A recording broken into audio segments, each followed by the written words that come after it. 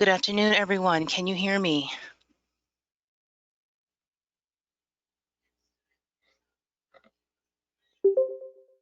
Can hear you, yeah.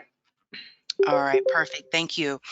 So my name is Nicole Cook. I'm the Augusta Baker Endowed Chair and Associate Professor at the School of Library and Information Science at the University of South Carolina. So welcome to all to the Augusta Baker Diversity Lecture Series that we're doing as part of a class entitled Diversity in Libraries. And I am so happy to have Stacy Collins with us today to be our concluding speaker for the series this semester. Stacy is one of my favorite people on the planet, and Stacy is a librarian at Simmons University in Boston. And so happy Stacy can join us today. A couple years ago, I was doing a special issue of a journal called Library Trends, and I was looking for articles that would give us an update, if you will, about where we are in terms of diversity, equity, and inclusion in the LIS profession. And if you're not familiar with Dr. Lorna Peterson, Dr. Peterson is a retired LIS professor from SUNY Buffalo in their library program. In the mid 90s, she wrote a series of articles talking about the importance of language when we're talking about diversity issues. And I really, really wanted an update to this article to be included in this issue. And Stacy and I are friends, and I saw Stacy ranting, if you will, about something on Facebook. And Stacy was talking about, this exact thing about why it's important for us to be precise in our language when we're talking about these issues. So, as I do, I messaged and I said, "Hey, Stacy, I need you to write an article for me." And Stacy graciously obliged. There was some, "Oh no, I can't do this," and then I said, "Oh yes, you can." And fortunately, Stacy wrote a brilliant article, really bringing us up to date and really emphasizing why language is oh so important when we're doing this work. And so whenever I can, I invite Stacy to talk about this article and all of the other fabulous work being done at Simmons. Hopefully, Stacy will mention her LibGuides and, really a lot of advocacy work for equity, diversity, and inclusion. So welcome, my friend. Thank you for joining us, and I'm going to turn it over to you. All right, awesome. That's not hard to live up to at all. Can everybody hear me okay? Yes. Yes? All right, awesome. I'm going to share my screen here, hopefully. Dun, dun, dun. Okay. Okay. Everybody seeing what I'm seeing? Big green slide. All right. Okay, so yes, I turned a Facebook rant into an article, and if I can do it, anybody can. So go sorting through your recent rants, especially now that everybody's trapped indoors. So the diversity problem is what I call this, somewhat ironically. Ironically, one, because this language about the diversity problem is something I'm going to talk about why it's actually sort of hindering us addressing this very problem. But also because in the article that I wrote, I actually used the word diversity like 11 times. And if by the end of it, if you've read it, but if by the end of it you're sort of feeling like, wow, the word diversity doesn't even look like a word anymore, or my goodness, I'm not even sure what it really is supposed to mean anymore, that's part of the point. And in fact, we do overuse this word quite a bit in our industry. But first, let me back up and give you a little bit more about me. Oh, look, you can't even see me in that picture. So, but here I am in real life on your screen. So who am I? So I am the librarian for social work and for children's literature at Simmons University. That probably sounds like those don't have a lot in common, and in fact, they don't. And usually they wouldn't be necessarily slapped together. But like so much of what I do in the various spheres of my life and work, these two things have me in common, my interest in them in common, but they also have diversity, equity, and inclusion as issues and also as movements in common, which is pretty cool. I'm also an anti-racism collaborative facilitator. The Anti-Racism Collaborative operates in the greater Boston area. And so as a facilitator, I offer courses, I do workshops, work with clients, etc. I've actually had the chance to work with a couple of libraries to have this conversation, which is pretty cool. And in general, I'm an anti-oppression educator. I've talked about these kinds of issues, not necessarily language specifically, but sort of overarching kind of problems in the reviewing world, in the publishing world, often within children's literature and librarianship. And by now, I'm sure a bunch of people are tired of hearing me talk about it, but I'm going to keep doing it anyway. And so one other little bit about me that has changed since the last time I got to talk about this for Dr. Cook's class is that last September, I also became a mom. This is my little one, Reed, over here on the right-hand side, reading a book, of course. Reed loves to sort of like help me sort of suss out best ways to talk about this. And when I start over talking about it, they just sort of yell at me, which is the best feedback you're really going to get from any audience. So the article that I wrote that Dr. Cook was referring to is Language, Power, and Oppression in the LIS Diversity Void. And like said, started from a Facebook rant where I was talking about how the way that people sort of talked about issues never seemed to come around and actually look at how we were talking about these issues. And so language being ignored was starting to make problems pop up even when we're trying to address issues, big issues like oppression, racism, ableism, etc. So the first thing I want to start with is diversity and how it sort of has been misidentified. And I didn't really do this in the article, or I sort of did it in a little, in a sort of different organization. But it's not just the fact that we overuse this word. We overuse it, and also the definition that we're working with becomes slippery, right? So when you stop defining your terms and assume that everybody in the room knows what you mean, you very quickly find out that in fact everybody does not know what you mean, or is assuming their own thing in their head. And this is where we get things where folks say, well, isn't diversity of thought just as important as racial diversity? Or actually, we don't have enough, cisgender heterosexual men in our organization. Shouldn't we get more of them? And those conversations, that concept of what diversity is becomes equal to these efforts that we're trying to do that actually impact like centuries old systemic oppression. So a few folks here on this slide who have talked about this in various ways. So Dr. Joyce Bell and Dr. Douglas Hartman framed diversity as what they called happy talk. This idea that you could talk about the benefits of this great thing, this spice of life, diversity. And nobody really got into the specifics of what they meant by diversity, but you talked vaguely about how it was good to have diversity, and diversity was this great way to enrich everything, and it became this very happy, very glowy, nice conversation where nobody had to have the sort of hard conversation and had to get uncomfortable about anything. It was just, oh yeah, diversity is great.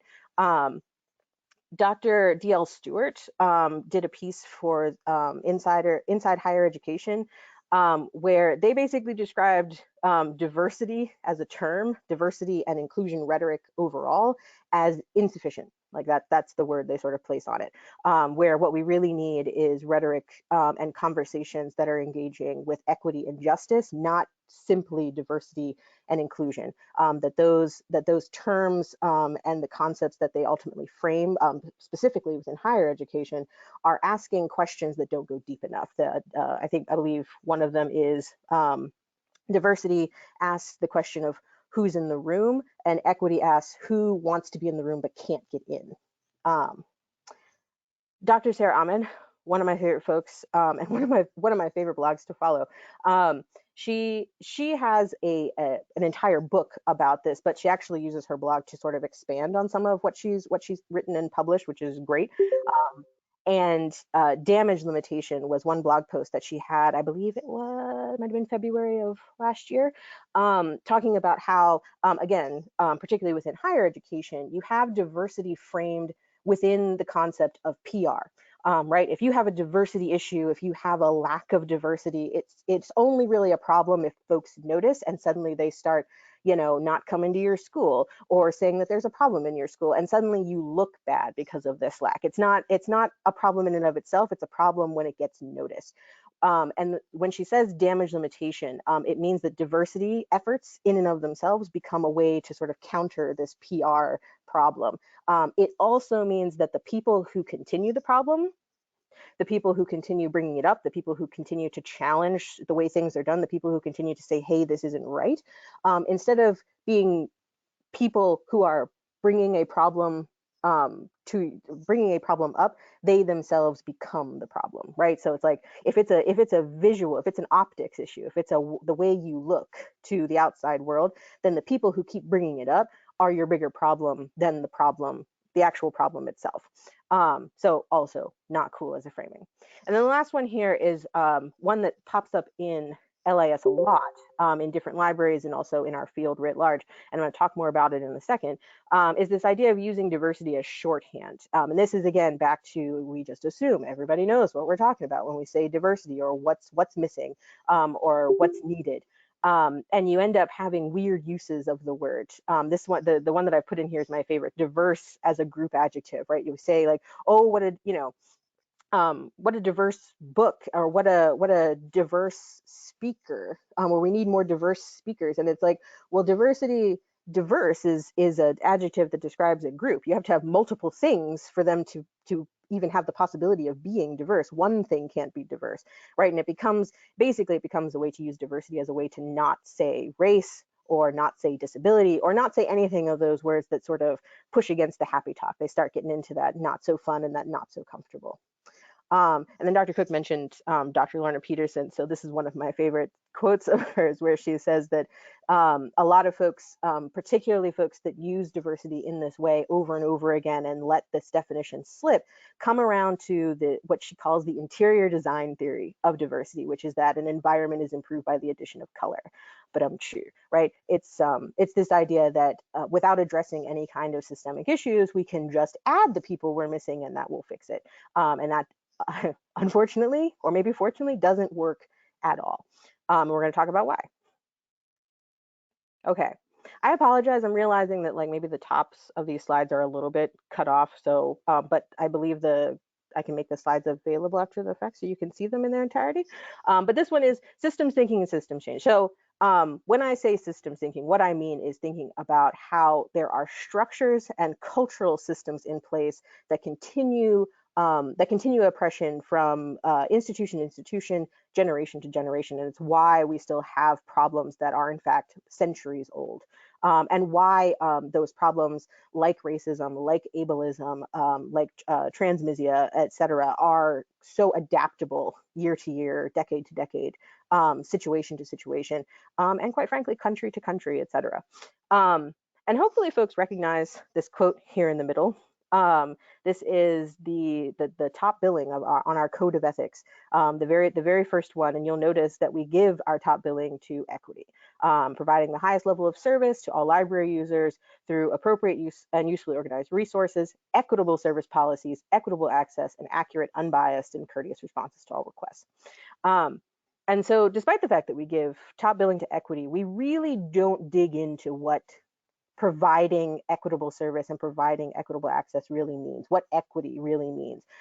Equity is not an antithesis to diversity, but it is it is connected to diversity and yet never really talked about. It is an essential component if we're attempting to address lack of diversity. Equity is an essential component, and we don't talk about it enough because it has that systemic piece attached to it.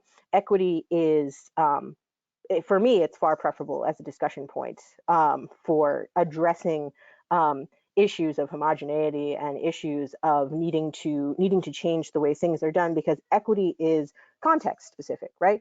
Equity is about fairness, and fairness is always context specific. It's historically informed, right? It's going to be specific to each institution, but it's also going to have things in common even among different institutions, disciplines, fields, etc. And it's about addressing things at a systemic level, because that's the only way, systemically is the only way that you can maintain equity enough to actually get changes in diversity and inclusion and whatnot. And so when we look at equity, and when I wrote this article looking at sort of this issue of diversity instead of equity, the diversity void, the dearth of diversity, issues of power and issues of language were sort of what came bubbling to the surface as what was in common with so much of what LIS is trying to do, but also other fields and other institutions that have tried this work without sort of going after equity, but going after diversity instead. And so I'm just going to sort of walk through what happened. So the diversity void, what I mean when I say that is a lack of diversity, but not just a lack in the sense of we're missing people and therefore we should put them in, but other things, actual workings of the system, sort of cogs in the wheel of the system that keep this void intact. So over here on the left, we have the noun of void, right? So void is actually a noun and a verb. It's very cool. Words are cool. So when we talk about the sort of emptiness or gap of diversity in our field, we're usually referring to our workforce, right? We don't have enough diversity in our workforce. I believe we are 88% white in our field. We don't, I don't know if we have a good count of how straight we are, of how straight we are, how cisgender we are, how non-disabled we are, et cetera, et cetera. But this idea that we have many folks who enjoy the same privilege of identity in our workforce. We also have a void of diversity in our collections, our policies, our curriculum in our MLIS programs, and among our students who are present in those programs. Under the verb of diversity, or a diversity void, voiding means to invalidate. Anybody that's had the fun of working a retail job, maybe not so fun now, has had to at some point need to void a transaction for a customer who has a problem or whatnot. And voiding literally means to invalidate or to undo things. And we have this happening in our field as well. It happens actually most of the time through language and the way that we talk about our field. So ways that we invalidate things that make diversity hard to maintain are concepts like good librarianship. If you were to ask the average librarian what a good librarian is, you're going to get a lot of things that have to do with a certain perspective, a certain viewpoint, and certain amounts of access when it comes to existence. So good librarianship is remarkably white. It is remarkably middle class. Even this idea of being unbiased or non-personal in your work, which is meant to be a good thing in that we're not bringing our personal biases to work, so we're making sure that everybody gets information, even if we don't think they necessarily should have it. That doesn't matter. What I personally think doesn't matter. You asked for information, I'm here to provide it for you. Is meant to be what that idea holds, but it completely erases the fact that there are folks who exist in an identity that can't simply be compartmentalized from their work. While I was a student worker at Simmons, I came in onto my shift for the reference desk. It was 8 o'clock at night. I had the 8 to midnight shift. And a student came up to me and said, "Oh my goodness, I'm so glad that you're here. I've been waiting for 4 hours." Actually, I think it was 5. I've been waiting for 5 hours for a Black person or a person of color to come on this desk so that I could ask this research question about Black Lives Matter, because they weren't not comfortable asking that question as a Black student to a white service member, one of our white student workers, or one of our white librarians. And it's not to say that those librarians wouldn't have been perfectly capable and happy to help them, but that personal piece was so important to them that they literally held their question and sat still until somebody that looked like them came on the desk. So that concept of good librarianship and what it sort of means often erases those important pieces. The MLIS or no MLIS question is one that goes on and on forever. And folks who have shelled out the money for an MLIS often are on the side of, yes, we must have an MLIS. But MLISs do in fact cost money. You all are sitting here, you know it. And the folks that don't have that option of either going into student loan debt or having other monetary options that allow them to have access to an MLIS, that means that they have an effective ceiling into what they can do in a library. And it means that there is real, when it comes to our workforce, real perspectives, viewpoints, voices that we are absolutely missing because we simply don't allow them in or allow them above certain levels. And then the last one, library should be neutral, is a people have been far more eloquent about it than I could possibly be in this moment. But I will say we are not.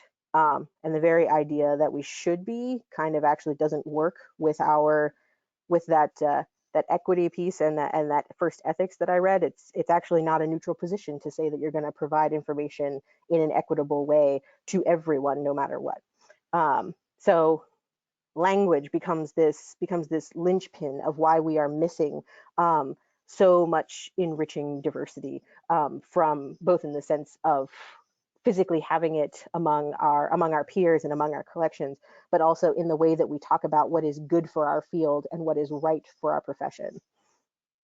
Okay. So all of this as it happens, whoops, sorry, clicked away from the window. All of this as it happens, oh, of course. As it happens, oppression, as folks have probably heard the phrase that oppression is prejudice plus power. You maybe saw it in that picture of me up there in the previous slide.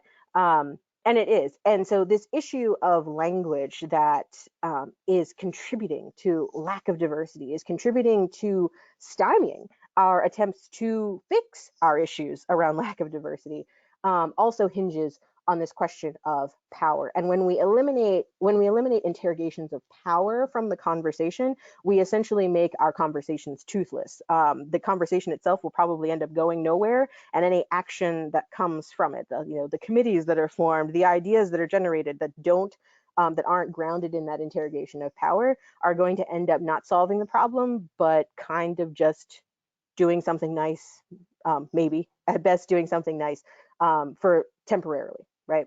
And I'm sorry you can't see this question, so I'm going to read it out.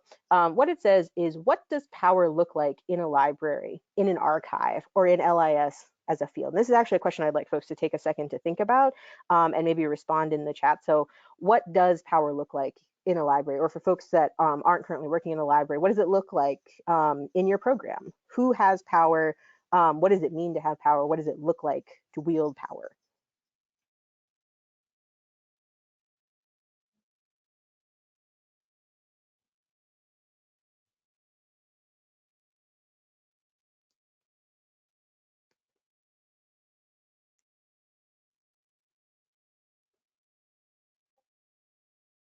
It looks like a person in a suit sometimes, absolutely, right? Dress for the job you want, dress professionally.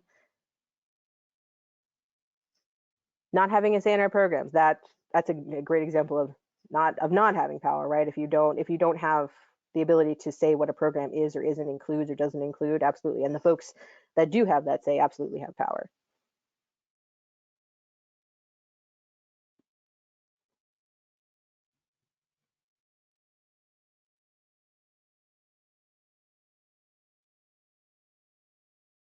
Security guards at the door, absolutely. Who gets in, who doesn't get in, who's in jeopardy of being thrown out, what's on display, who makes the decision about what's on display. Powers having control over something, any little thing, absolutely. Middle or upper class, absolutely.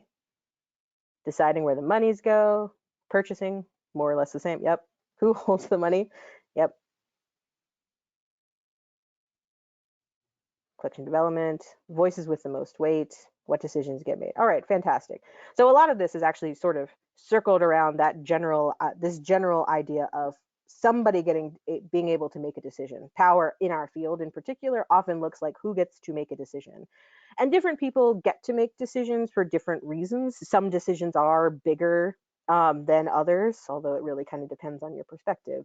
Is it not a big decision to select which books are going to go on your children's room shelves versus a decision of renovating the library? Are those really in a hierarchy? Yeah.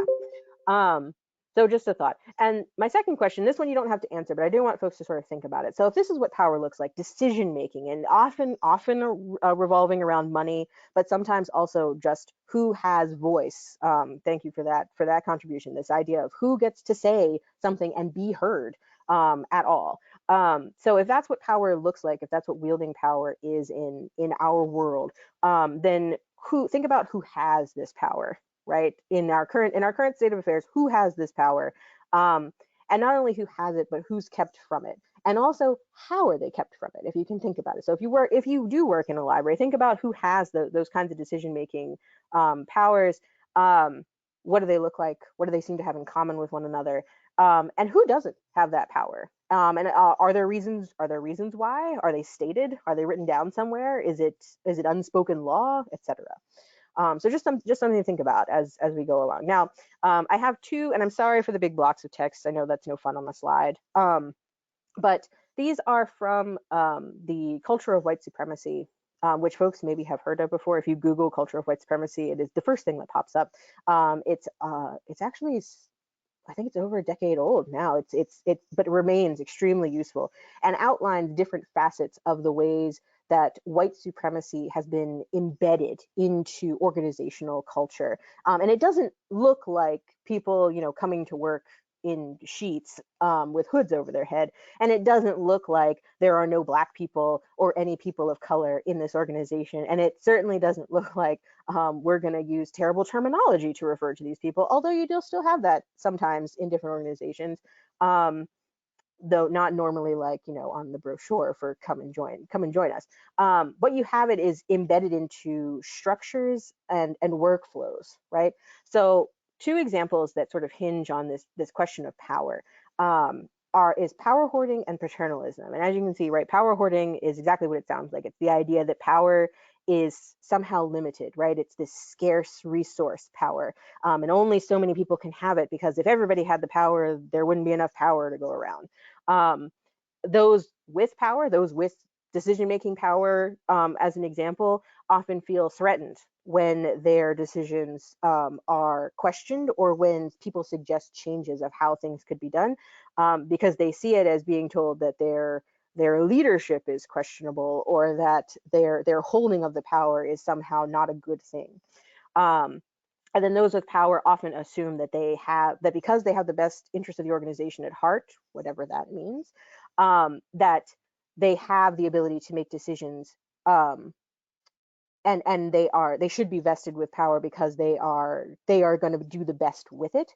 And that anybody who suggests a change in how that organization is run, or how the power is distributed, must be coming from a place that's not informed, or that you just don't know enough, you don't have enough institutional knowledge, whatever, that you're being overly emotional. We can all talk about how much that's a weird insult to throw at someone, because we're humans with emotions.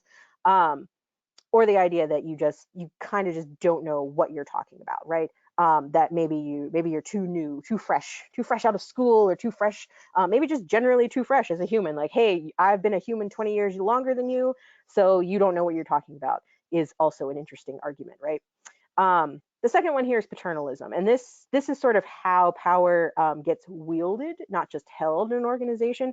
And if this is feeling sort of like, oh, this feels familiar, that's because paternalism is something that's present in almost any organization that has a hierarchy, because that's what hierarchies are for. So decision making, whatever that looks like, might be about money, might be about something else, is clear to those who with power, and unclear to those without it, right? So decisions are being made, but there's lack of transparency around that. Maybe decisions are sort of made and you took no part in them. You're just being handed down a decision and you have no idea what the thinking was behind it, or why folks think it's the best. It's unclear to the folks who don't make the decisions, but have to sort of, I won't say endure, but who these decisions impact. Those with power think they're capable of making decisions for and in the interest of those without power, often without consulting them, right? They just know what's best because they hold the power, and they've been holding the power for a while, and they're good at it, right? So like, I know what I'm doing. I can totally make a decision that's best for all of you without really consulting any of you. And then the last one is those with power don't think it's important or necessary to understand the viewpoint or experience of those for whom they are making decisions. This just as a non-specifically library example, this often happens when institutions of any kind, any organization, is making a decision about their employer offered health insurance. Like, it's just a question that most of the time is not given. You don't get a vote in what your employer picks as health insurance most of the time. It's a decision made entirely sort of without your consent, even though it's literally the health insurance you will have to use. It's just, which is, I find interesting. Anyway, So power hoarding and paternalism is one way that the issue of power dynamics sort of shows up, and it also hinges on language, right? We can see how language sort of threads through this, right? The question of who gets to make decisions and how do you go about challenging that in a way that doesn't sound like you're being emotional or sound like you're being, I don't know, petulant, right? Um, yes. So this image I have over here on the left is actually from a talk that Chris Berg, who's the director of libraries at MIT, gave a couple of years ago. It's also on her blog. The concentric circles are meant to represent how individual librarians there in the middle have impact on their workplace, has impact on their local community, and local consortia, perhaps, of libraries, has impact on the LIS field, has impact on sort of the global community of libraries and also our global community of humans. Now, missing from this is LIS, mainly because Chris Berg made this, and Chris Berg does not have an MLIS, which I love. Um, but this idea of shifting power to address is the only way to systemically address any of these problems that we have in LIS surrounding the diversity void. And you can see very quickly how changing issues of power at one level has ripple effects on all these other levels. Which means if we're concentrating on power shifts, right? If we're not concentrating on power, then we don't end up impacting enough.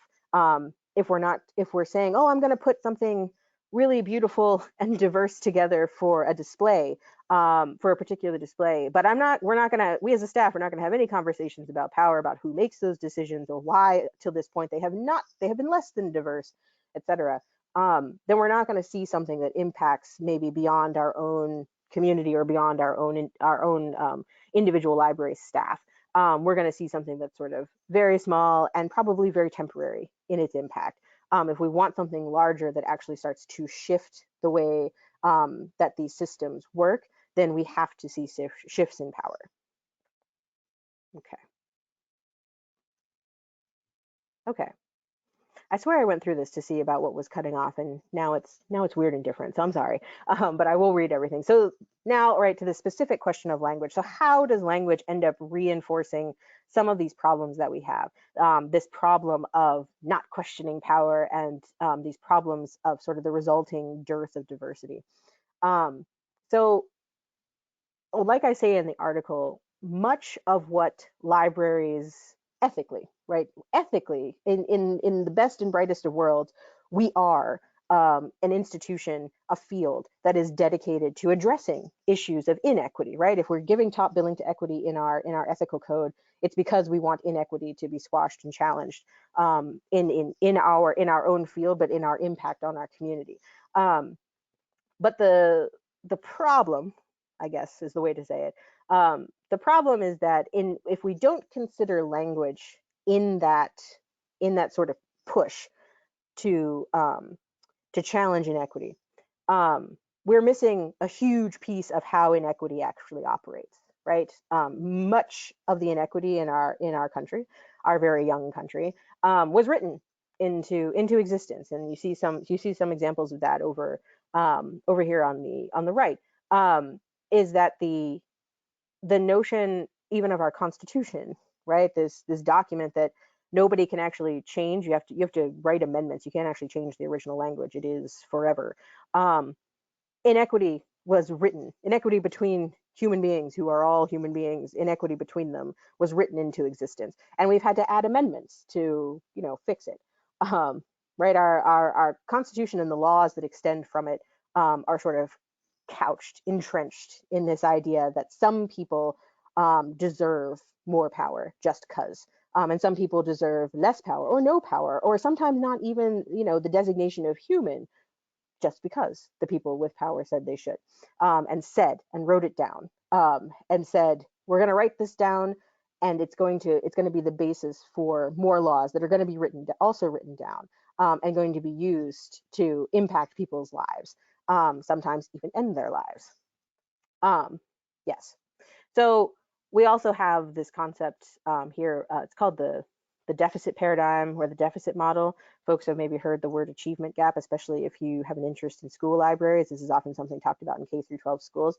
I'm going to talk more about that in a minute, but this idea of using language to sort of say that some folks are less able, less capable than others, is another way that language sort of, even when we're trying to address this issue, right? The achievement gap was meant with the best of intentions of, let's identify this thing and talk about how we can help these students that are on the wrong side of the achievement gap, ends up reinforcing the very reason why they're over there.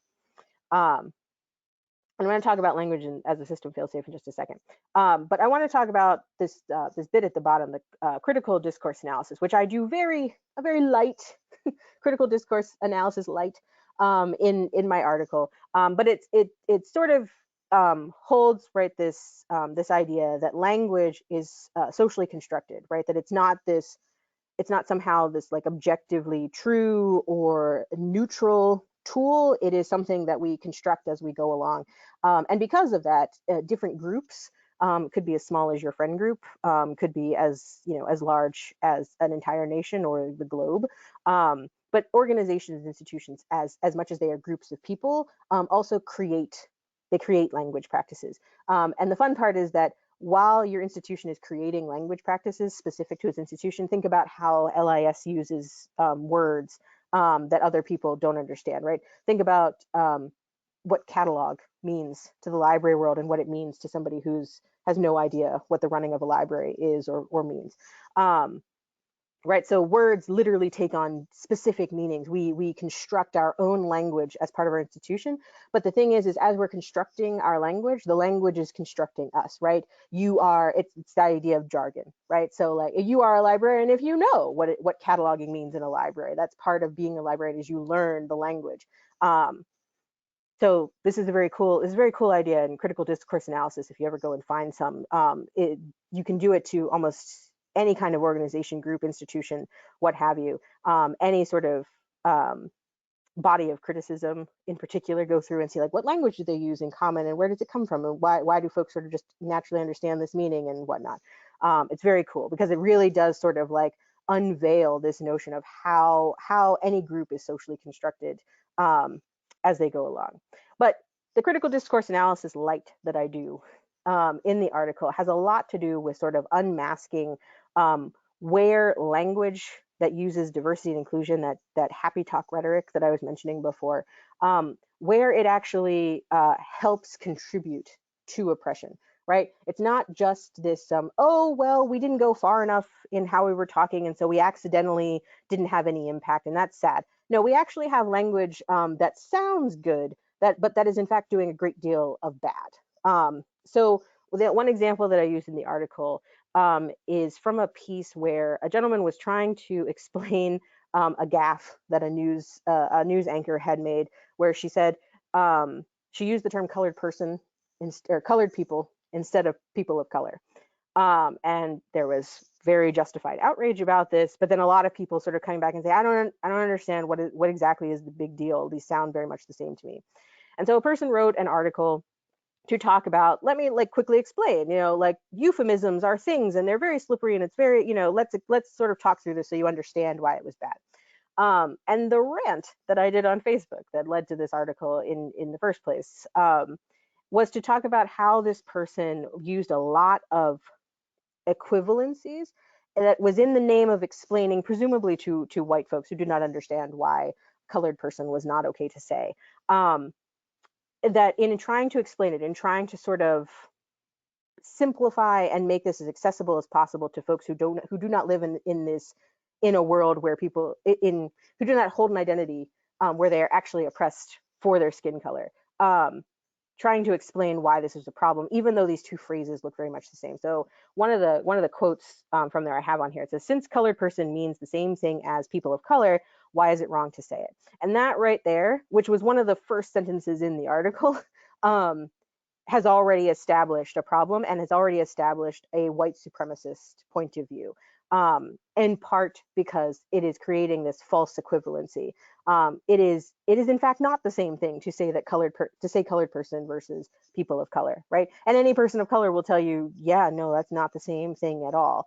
And the thing is, even if you don't understand why, yes, these words are the actual words themselves, devoid of any meaning, absolutely look the same. They are very, very similar. People of color actually requires like more syllables. So why, it's, but the problem is language devoid of meaning isn't anything. So as soon as we add meaning back in, right, these become vastly different phrases. And even if you, for some reason, missed, I don't know, the entirety of the 20th century, and you don't know that racism is a thing, and that one great way to be racist and a jerk is to call a person of color a colored person. Even if you don't know that, all you have to do is believe people of color when they say, this one's not okay, this one is okay. And since you're using it to describe me, I'm going to go ahead and say that I'm the authority of what it's okay to describe me with. All you have to do is believe them, take their word for it, and just go with it. But we have, again, white supremacy says, I don't need to take your word for it because I don't, I don't think so. And because I don't think it, and because I don't have to experience it, I get to decide for you, right? That comes back to that paternalism piece of I can decide what language is and isn't oppressive, even though I don't experience that oppression. Okay, so coming back over here to language as a system failsafe. I'm sorry, I'm bouncing around the slide a little bit. We have that happy talk piece of where, because we're just, diversity is the spice of life, and it's so enriching and it's so great, and we never actually have to say the word race, and that makes me even more happy. Those are all pieces of sort of not saying and getting to the meat of the matter. But happy talk also encapsulates this idea of using talking as a way to not take action. It's also a way of using talk and pretending that talking about it is action. That's where you have a committee that's formed that has a lot of conversations and then doesn't do anything, or they make a lot of recommendations and none of them are actually, applied. It also, happy talk also naturalizes and reinforces that things like a white supremacist viewpoint and defaults. I'm going to get to defaults in just a second. So this question of language as a system fails safe, equating colored person and person of color as phrases, is a system failsafe, right? Only in a racist system could we say that a racist epithet is the same as a as a label that the folks who experience oppression have chosen for themselves. Only in one where in one of white supremacist perspective could we say that these two things are the same thing. And the person who wrote this article and used this quote as sort of their jumping off place to explain had the best of intentions of trying to explain why this one is not okay and this was okay. So please don't use the one that's not okay, and please use the one that is okay. Like, very great intentions, and ideally a good result. But the place that they started from was one of seeding a white supremacist point. And so in that way, this use of language became this system failsafe for white supremacy. And I talk about this in the article as well, is that you can have the very best of intentions and your actions can have the very, best of results and objectives in mind. But when you're not interrogating your language and when you're letting sort of these things slide by without questioning them, these systems of oppression are extremely robust and extremely sophisticated, and they operate whether you want them to or not. And so the moment you stop interrogating is the moment where oppression sort of thrives and lives. So even though you've had this great intention, you've now sort of sabotaged it by starting from a white supremacist perspective. Okay. Oh, and I'd be remiss to not mention this quote from this tweet. I've never lost sight that my freedom as a Black American is an amendment, not a founding principle in our Constitution. That was what I was talking about a little earlier. Okay.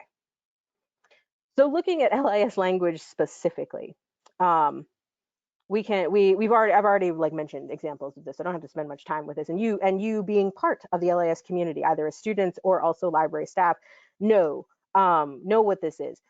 So I divided in the article, and I've divided it here between what I call the language of oppression and oppressive language, just to keep it very similar, just to keep it as confusing as possible, right? But again, to get at this idea that context matters, that meaning matters, and that meaning is always context specific, and that meaning and that language derives meaning from reference, context, and greater systems of connection, right? So when I say language of oppression, it is not the same thing as oppressive language, because what I mean by a language of oppression is what you could also call oppression literacy.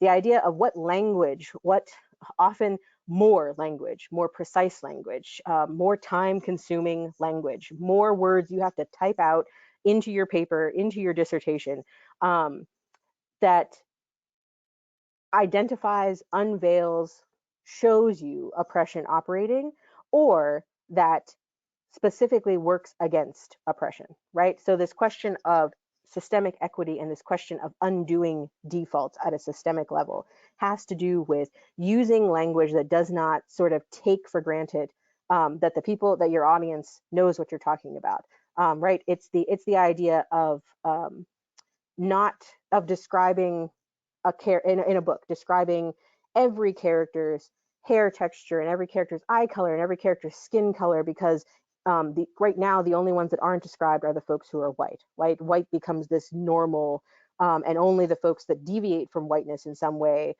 as characters need to be described so that you know what they look like. Because if you aren't specific, then your audience is just going to assume they're white, and they probably will be right. And actually, this screenshot that I have over here is one of my favorites. It pops up on my Facebook feed regularly because I reshare it so much.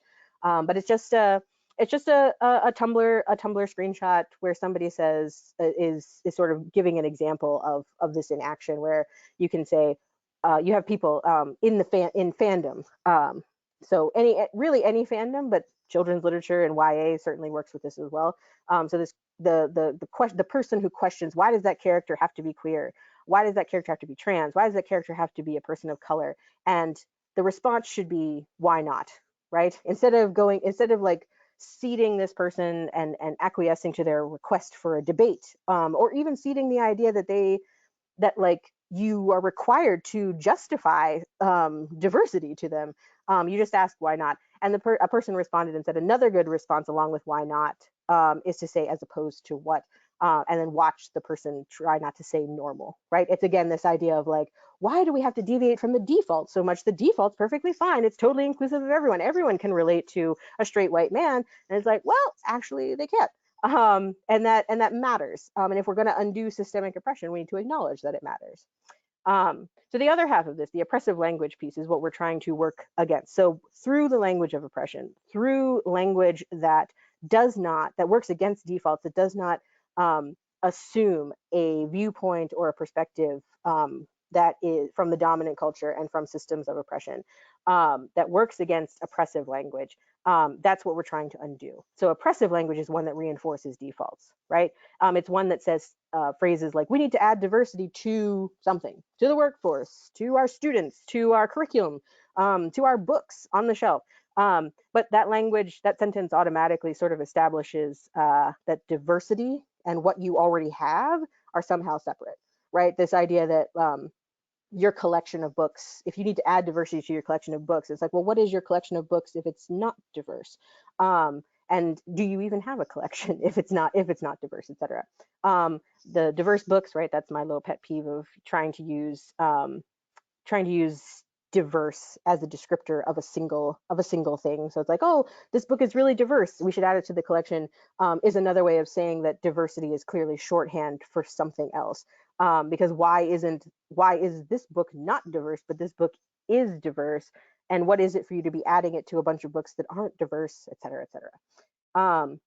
Seat at the table is another phrase that you'll hear a lot and that a lot of folks have recently voiced objection to. It actually is sort of rooted in that concept of paternalism, right?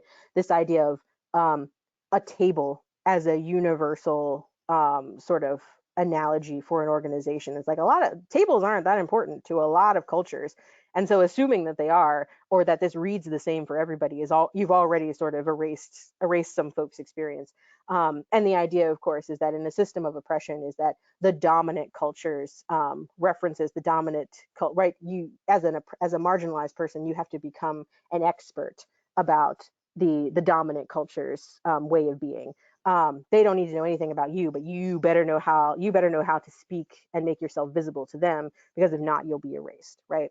And then the last one here is, of course, diversity problem, which is something I say in the article, sort of an ironic way to describe the issue of the diversity void, or the issue of lacking diversity, um, because diversity isn't the problem, right? Diversity is supposedly supposed to be the solution, right?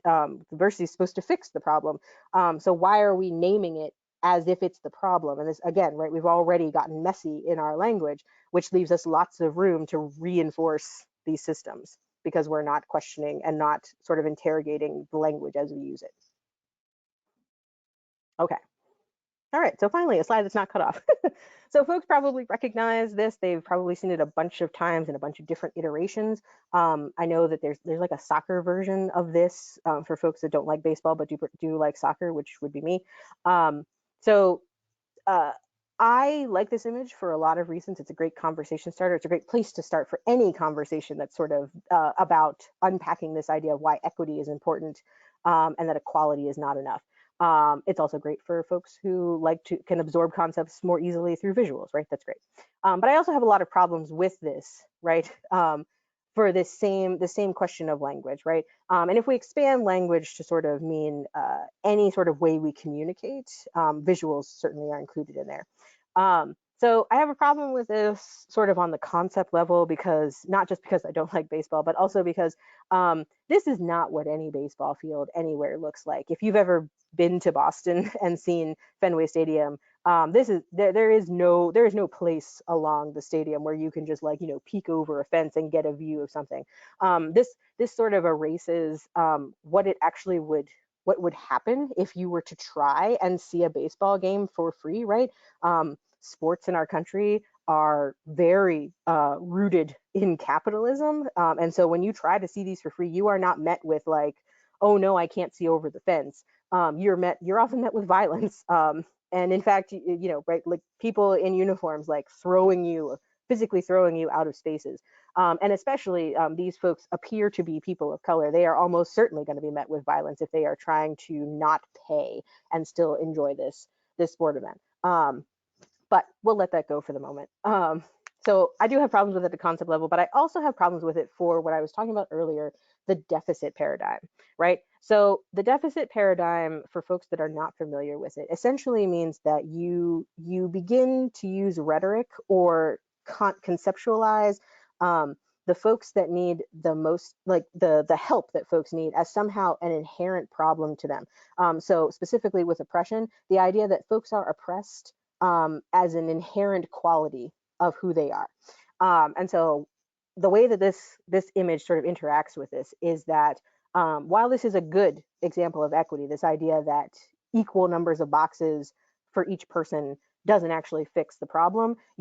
Everybody needs what they need. Good, right? But the problem is that the person over here on the right, the left, oh my God, directions. The person all the way over here that needs the most boxes is actually short, right? Actually has the least capacity to see over the fence. And that's not how oppression works, right? And as a matter of fact, that's actually how eugenics works, right? Is this idea that the people, the poor people, the people of color, the people who are just, not able to pull themselves up by their bootstraps, are not able to do so because of some inherent flaw in them. And the big problem with this is that actually eugenicists created, like, our standardized testing, which is how we sort of assess the learning capabilities of folks in school, but that's a different conversation.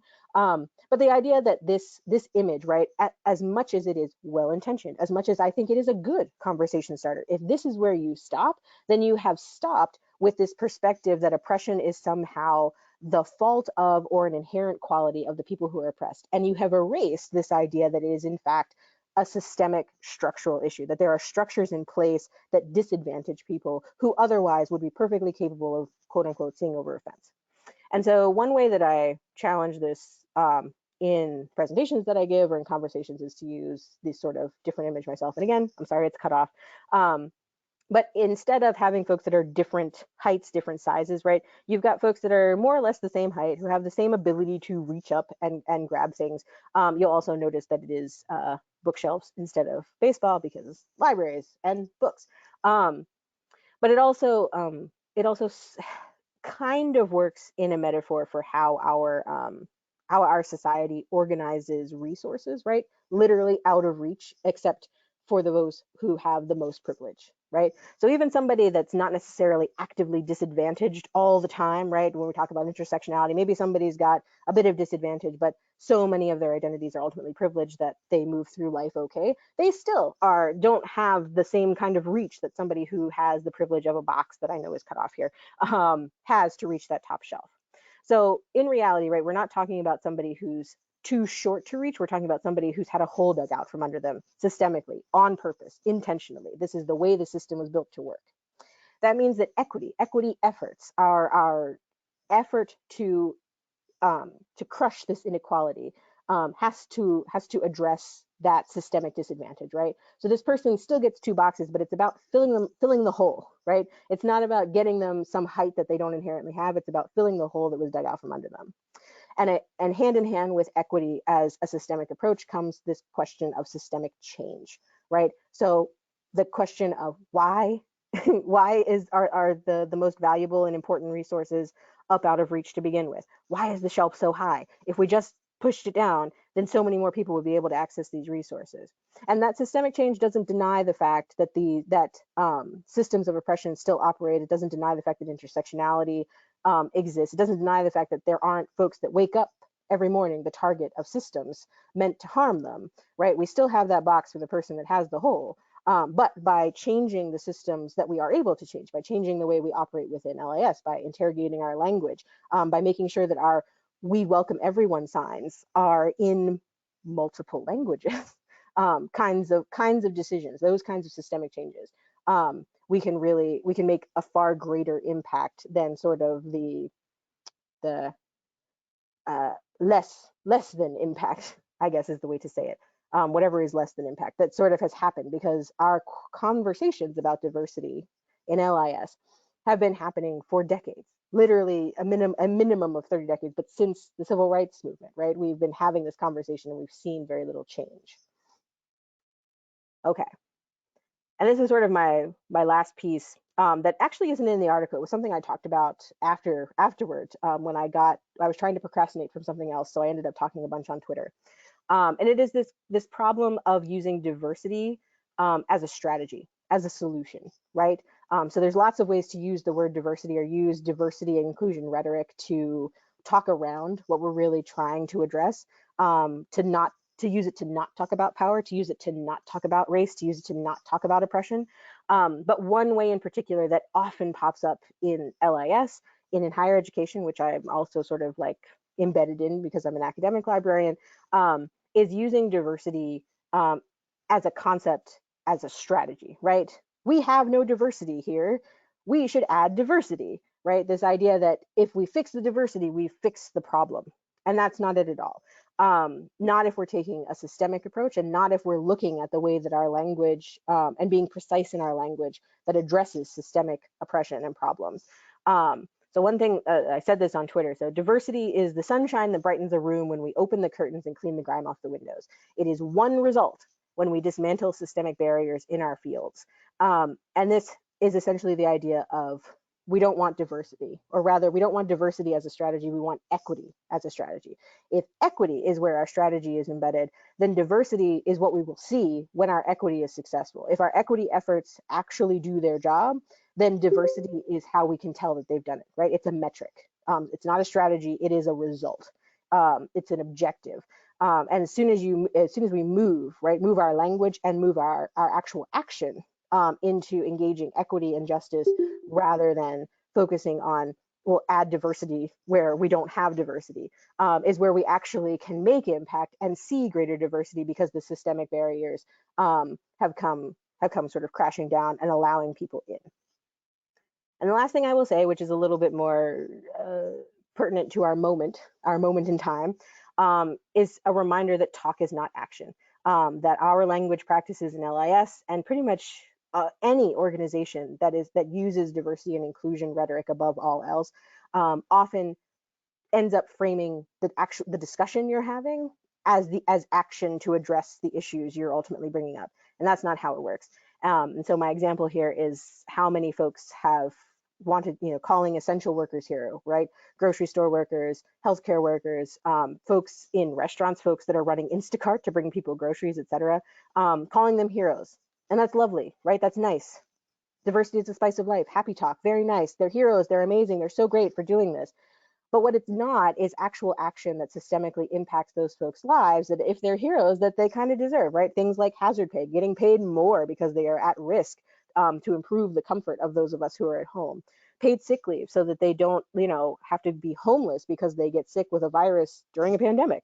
And raising the minimum wage, because if it proves that these jobs are in fact as essential as we thought they were, as we didn't think they were, then we should raise the minimum wage, to acknowledge that, right? So this idea of talk not being action, action is action. Um, and I'm going to stop talking now because that was a lot, a lot, a lot. And I will just say, are there any questions that I can answer for folks? Amazing as always. Thank you so very much. All right, so the questions are starting to come in. I think this first, okay, just making sure which one is a question and which is a comment. Okay, so Alana is talking, friend is an ICU nurse, and she says calling her a hero is just you making it okay for yourself when she dies. Oh dear, yes. Um, Ethan concurs as an essential worker. Okay, Emily says, do you have thoughts on the We Need Diverse Books campaign, specifically wondering about the name of the organization itself? I, hmm. I mean, yes, I do. But I will say that We Need Diverse Books started as a hashtag, as so many powerful movements recently have. It was quite literally a social media movement before it was, the organization that it now is. So I will say the name carryover makes sense to me. So it's sort of I wouldn't change it now, I guess, is my answer. And the idea again of sort of like engaging with the rhetoric that's happening, right? So this idea of diverse books and whatnot. This is sort of like somebody is someday going to do a dissertation looking at, a critical discourse analysis of hashtags that have been used in various movements around equity and around anti-oppression, maybe specifically within children's literature. Hint, hint. Anybody in the class, go ahead. Um, I'd love to see it.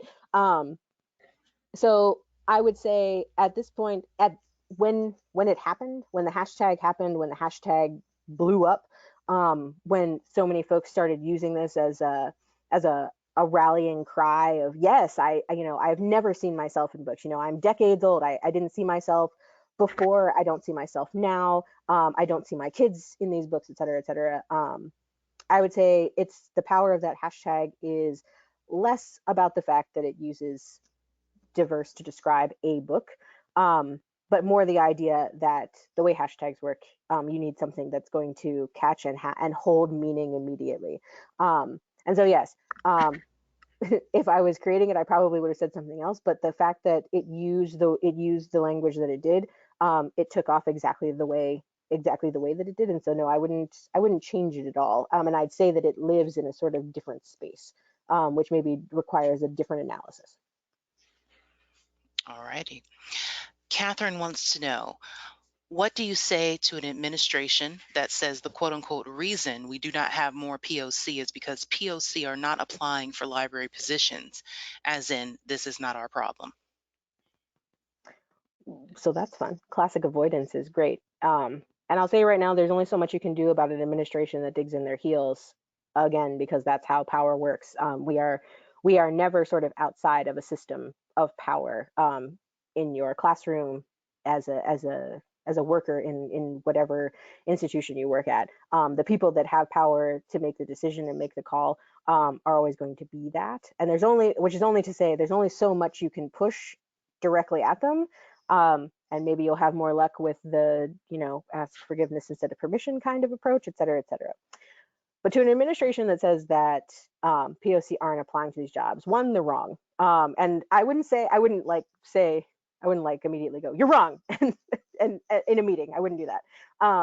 but I would say maybe could I ask you for some data to back up what you just said? Because if your basis for this is the fact that they're not applying to our library or whatnot, then I'm going to say that there's going to be some things affecting that, and it's not necessarily a question of causation, but more a question of correlation and things like that, right? So ask for data and be prepared to show data to them that says the exact opposite. In fact, people apply to jobs, we have a lot of studies that have been done about literally language. Your name at the top of a resume can stop you from getting a call back.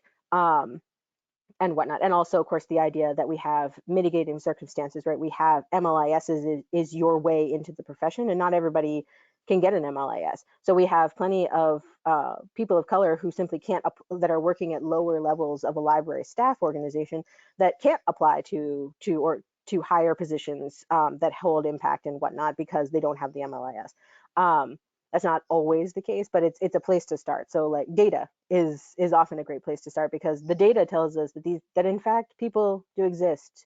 Black and brown librarians, BIPOC librarians exist. We're here, and some of us have managed to get past those barriers in one respect or another. But like we're here and we exist, and the notion of simply erasing us as well, we're just not applying is overly simplistic, and I would question where they get their data from as a place to start. Just to piggyback on Stacy, argue as well that part of that phrase, that POC are not applying, is really about, we don't think they're a qualified POC. We don't think Right. that they're a POC that would fit, quote unquote, in our library. So again, with the language, um, this particular phrase could mean a variety of different things. Right. And that question, right, about good librarianship, oh, they don't Yeah. seem like a qualified librarian, Mm, also very much. Yeah. absolutely, absolutely. Elaine says, how do we get our management and staff to understand these issues at more than a surface level? We have an equity committee, but you can see where the ability to make systemic change as well as affect individual understanding seems so difficult.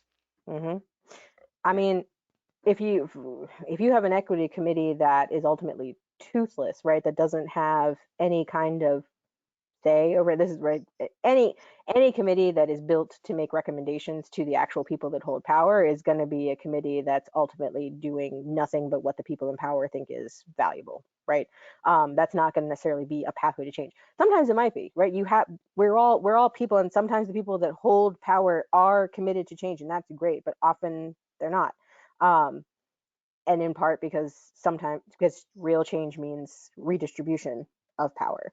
um, so, which is to say, understanding this beyond a surface level is a matter of learning and unlearning, right? This is something that folks need to explore through education. You have to learn about this, right? It is entirely true that you can be ignorant of so many different issues because you've not been exposed to them, because the bubble in which you live, the circles in which you move simply have not exposed you to it, and that's real.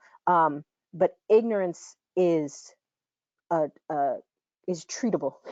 Ignorance is something that can be addressed, right, through education. Actually, I have a LibGuide, anti-oppression LibGuide through Simmons that, in part, was put together in response to our students. The undergraduate students brought 10 demands to our administration in November of 2015.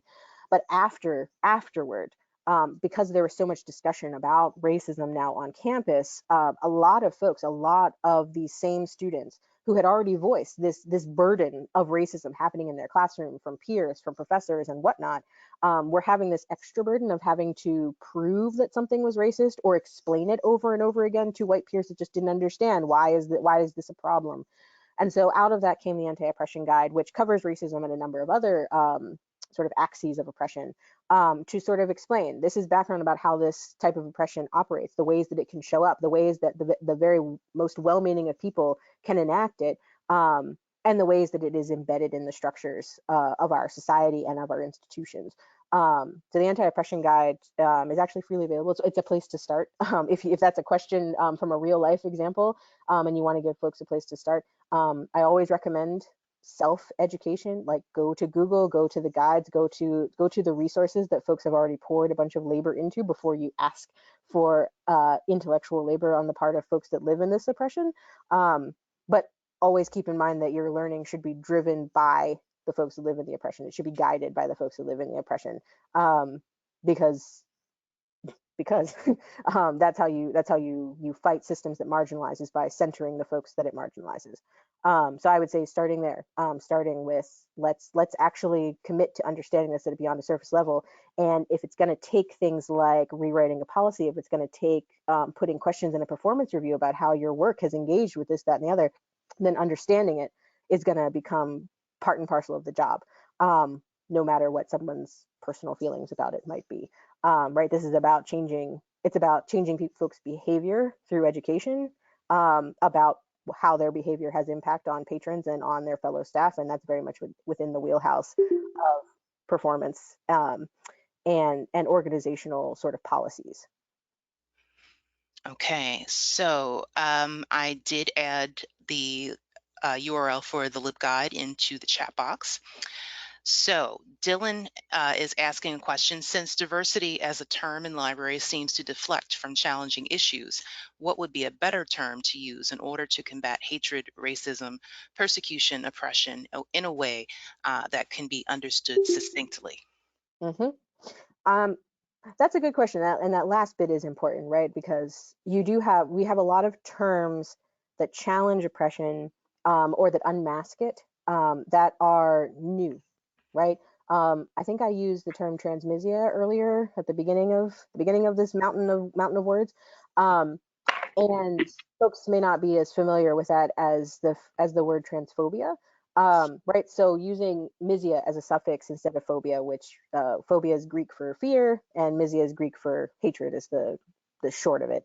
Actually, I talk about it in the guide, if you're curious about more. But this idea that the language that is challenging these systems, that's challenging these power dynamics, are often new phrases, new words, or they seem new, or giving current words different concepts behind them, right?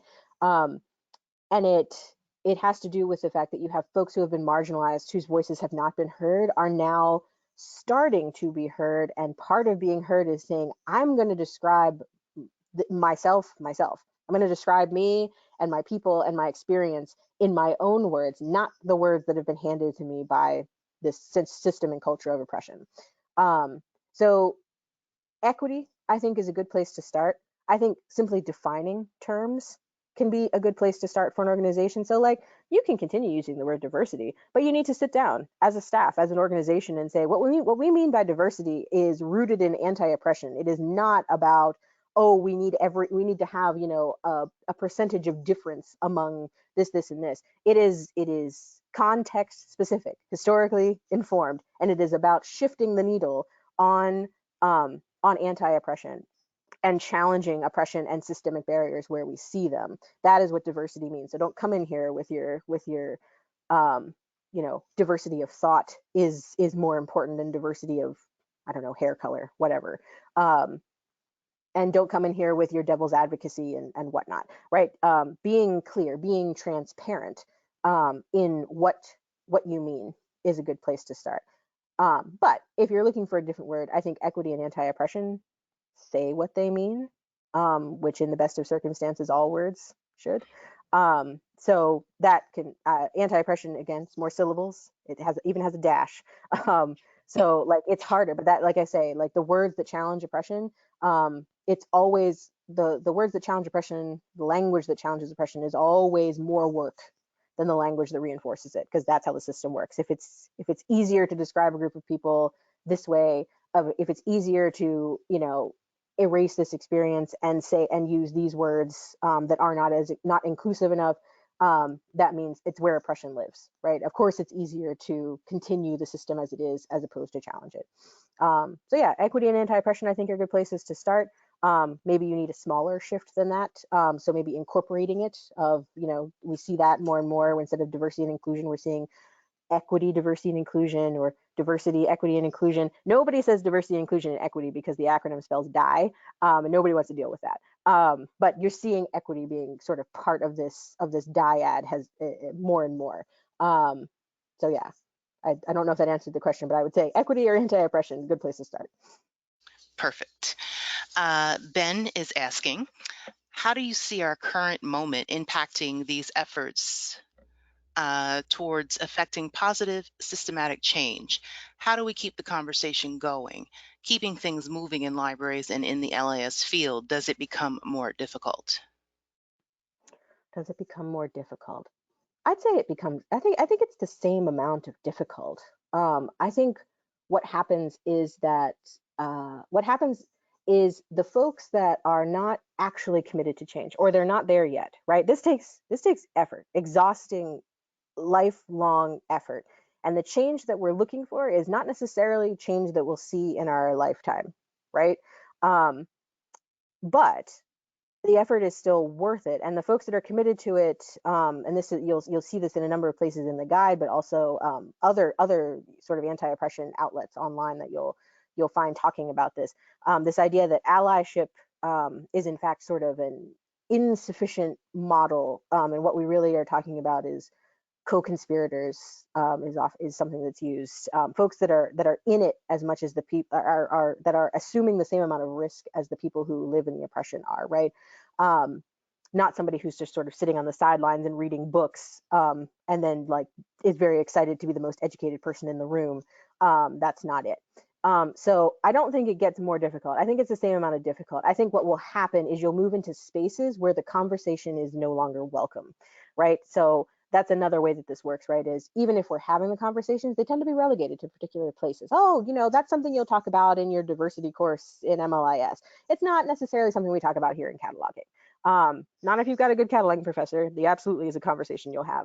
But if you don't, if that's not the way if that's not what you're working with, it's not the way it's built, you'll find that suddenly your continued question of, well, why don't we have more terms that are derived from the community themselves? Why don't we have an established workflow for how you go about getting those terms and working with communities to describe those terms? And by the way, this does in fact exist, but in general, right?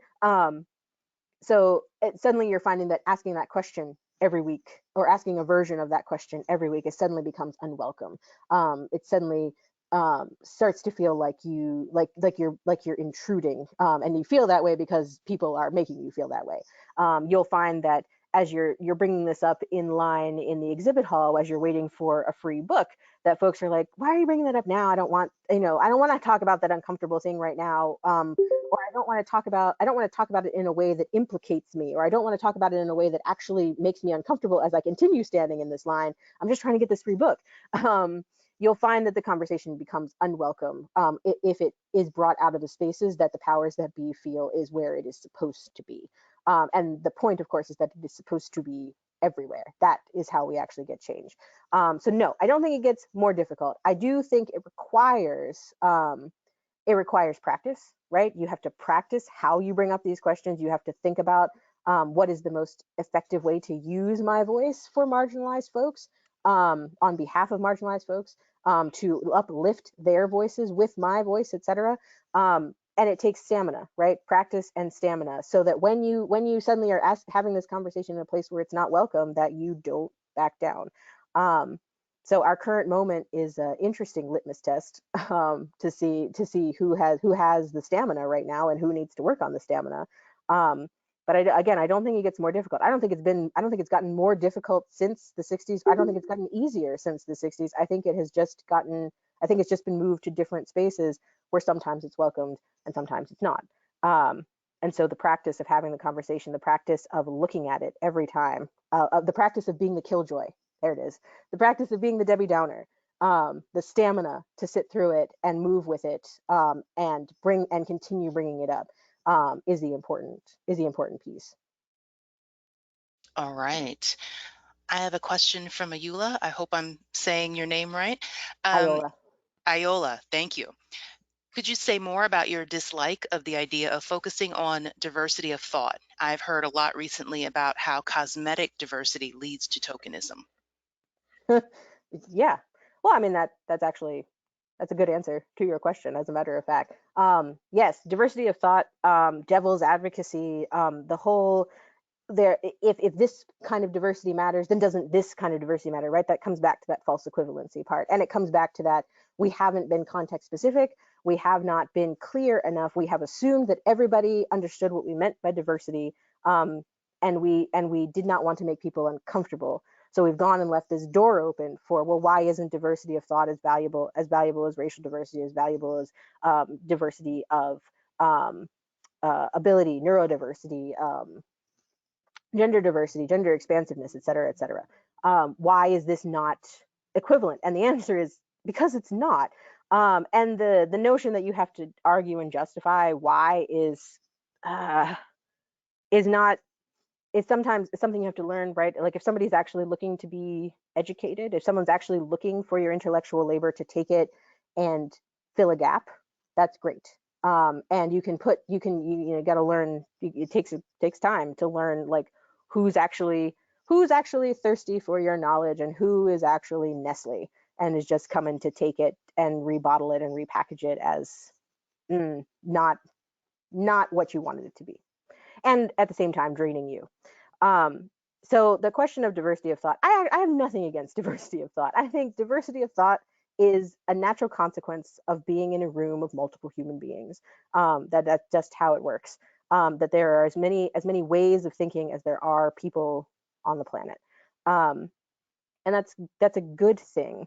But it's James Baldwin, right? And I'm going to get the quote wrong, but we can have diversity of thought. We can disagree, right, and still love each other, unless your disagreement, unless your diversity of thought, your difference of thought, is rooted in my oppression, and is rooted in my my non-existence, right?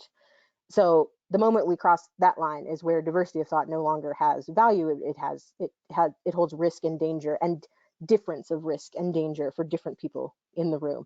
And the moment that kind of thought, the moment of thought that's rooted in oppression, is comes with a person who also holds a great deal of power, and that might be the decision-making power in a library to select books. It might be the decision-making power in a library to spread out budget. It might be the decision-making power in a governing body to make a law, to make a regulation, to say, or in an organization to say that natural hairstyles are unprofessional. Those kinds of decisions that come from a diversity of thought that is rooted in other people's oppression. That is not okay. And if we are clearer in our rhetoric about anti-oppression, about equity, about what it is we are actually striving for, which is the protection of the dignity and lives of actual human beings whom we serve and who we work with, then we drive out this notion of diversity of thought that these sort of trolls are arguing for. If you're arguing for actual diversity of thought, the fact that an MLIS makes for an administration that is high, that has a real that's not a good word to say, that has a interesting commitment to academia, that is committed to the idea of the importance of an academic perspective within the running of libraries, right? If everybody has an MLIS, then everybody kind of has that sort of thought in common, if only because they all put thousands of dollars into getting an MLIS. If you're interested in that diversity of thought, in the idea that shouldn't there be more non-academic perspective and viewpoints and whatnot, considering how much work in anti-oppression movements grassroots movements have come out of non-academic spaces and non-academic viewpoints, that I will have a conversation with you about. But if you're saying diversity of thought matters because I'm just gonna troll and argue that if this diversity matters, then all diversity should matter, that's just all lives matter talk, right? That's just a way to erase the specific challenges we are trying to address. And again, don't know if that answered the question, but I do agree with the diversity of thought thing being a nice spiral into tokenism, right? This idea of like, well, we've got one, so we don't need more. We have the diversity, right? So again, it comes back to saying what we mean, and what we mean is challenging these systems, and we can lay out what these systems look like and what they're doing, what they have historically done, and so we can lay out plans for how we're going to challenge them, and they do not include, well, your diverse panel doesn't have a cishet white dude on it, and isn't that its own kind of racism? The answer is no, it's not, and I don't need to explain it more than that. Okay. Um, our last question will come from Ethan. And Ethan says, in terms of diversity of the field, do you predict any significant changes within the next couple of decades? Ooh, the next couple of decades. I mean, I really, really hope so. Um, we've I'd like to say that the fact that we are having these conversations and that they are so prolific and prevalent that the needle must be shifted somehow. And in many spheres and spaces we are seeing it. Not not I think overall yet, and that I think has to do with that balances of power have not yet shifted. We do not have enough changes in the ways that libraries work, um, to account for a huge shift yet. Um, I'd love to see. I mean, libraries are a long held institution, and change comes slowly to us, if only because the people that are in power tend to have gotten there because they have moved and flowed with dominant cultures and dominant voices. And so resistance to change is one, also a resistance of power redistribution and whatnot. That the way things have always been done is somehow a reasonable argument. Um, I hope I hope that the fact that we're talking about this and that we are learning to talk about it better, that we're learning to talk about it more effectively, that we are moving away from what's called the business case for diversity, right? This idea that this impacts our bottom line, that diversity is good for us. In the corporate world, it's good for their bottom line of profit. In the library world, it's good for our bottom line of working with our communities and getting more people in the library, and getting more staff, right? We're gonna have more people interested in becoming part of libraries, like that. That's all great. But at the bottom of this is work that is about shifting societal systems that harm fellow human beings. And the library being a cultural institution, we have that kind of we have the capacity for that cultural impact that we should be embracing, for justice and equity that it holds. So I hope to see that kind of change. At the same time, we just had Lee and Lowe's diversity audit, I guess is one way to say it. Their survey, the results showed very little change since the last time they did the diversity check. And that's understandable, right? That's again that talk, that's not action. A lot of folks having initiatives, a lot of folks trying to recruit more, a lot of folks using diversity as a strategy to fix this problem that in part Lee and Low was helped sort of show within the publishing world. And a lot of that hasn't resulted in change because it's again sort of focusing efforts in the wrong place, or not in the wrong place. It's an okay place to focus efforts, but it's missing key components to actually make it have impact. But we're seeing that result now, right? We're like, oh, hey, this didn't work at all, maybe we should try something else.